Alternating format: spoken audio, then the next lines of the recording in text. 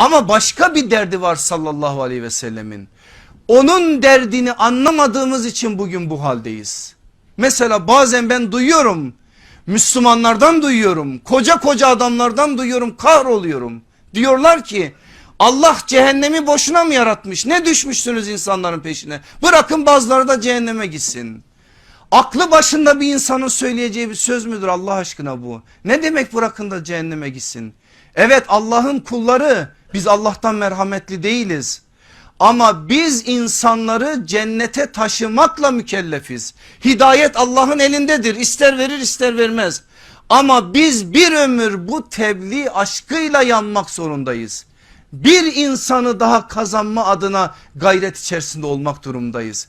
İman ettiğimiz peygamberimizin Uyeyne İbni Hısın ve ona inanan adamlarının üzerinden aslında çektiği o ızdırabın altında yatan da böyle bir şey işte.